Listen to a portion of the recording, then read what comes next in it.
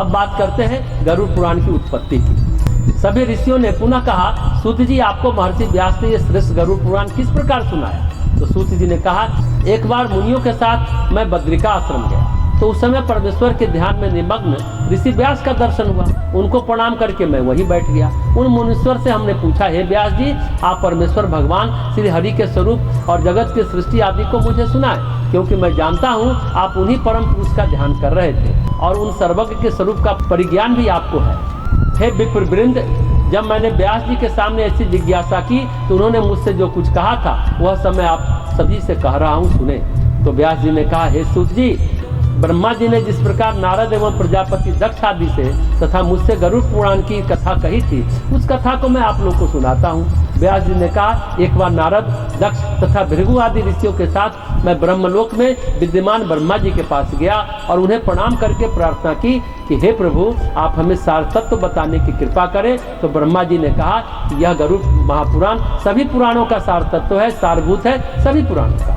प्राचीन काल में भगवान विष्णु ने अन्य देवताओं सहित रुद्रदेव और मुझे जिस प्रकार कहा था उसी प्रकार मैं भी इसका वर्णन आपसे कर रहा हूँ। व्यास जी ने कहा, भगवान हरि ने अन्य देवों के साथ रुद्रदेव को किस प्रकार से सारभूत और महान अर्थ बतलाने वाले इस गरुड़ पुराण को सुनाया था, हे ब्राह्मण, उसे आप सुनाएं।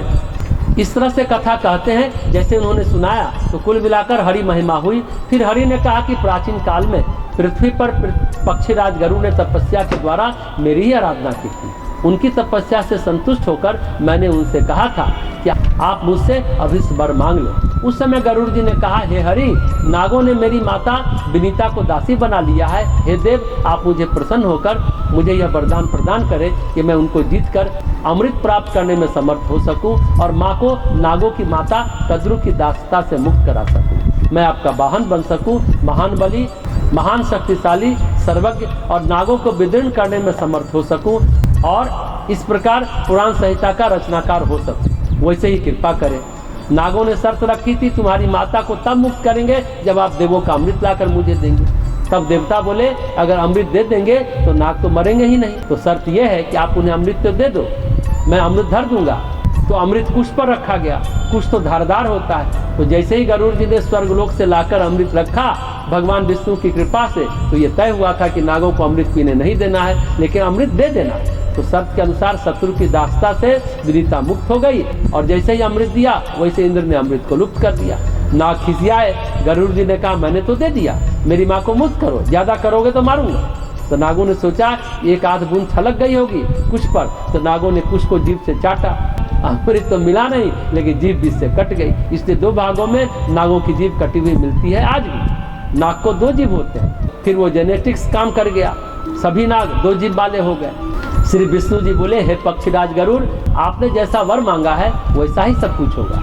आप अपनी माता को नागों की दास्ता से मुक्त कर पाएंगे। सभी देवताओं को जीतकर अमृत ग्रहण करने में आपको सफलता मिलेगी। अत्यंत सशक्त होकर आप मेरे वाहन बनेंगे। विश्वों के विनाश की शक्ति भी आपको प्राप्त होगी। मेरी कृपा से आप मेरे ही महत्व को कहने वाली पुराण संहिता का प्रणयन करेंगे। मेरा जैसा स्वरूप कहा गया वैसा ही आप में भी प्रकट होगा। आपके द्वारा प्रणीत या पुराण संहिता आपके गरुड़ नाम से लोक में विख्यात होगी। हे विनीता सुत, जिस प्रकार देव देवों के मध्य मैं ऐश्वर्य और श्री रूप में विख्यात हूँ, उसी प्रकार हे गरुड़, सभी पुराणों में यह गरुड़ महापुराण भी ख्याति अर्जित करेगा, महाविख्यात होगा। जैसे विश्व में मेरा कीर्तन होता है वैसे ही गरुड़ के नाम से आपका भी संकीर्तन होगा। इसलिए हे पक्षी श्रेष्ठ, आप मेरा ध्यान करके उस पुराण का पाठ करें। तो सूत जी ने कहा, हे शौनक, जिस गरुड़ महापुराण को ब्रह्मा और शिव ने भगवान विष्णु से, मुनि श्रेष्ठ व्यास से, ब्रह्मा से और मैंने व्यास से सुना था, उसे ही इस नैमिषारण्य में आप सबको मैं सुना रहा हूँ। इस गरुड़ महापुराण के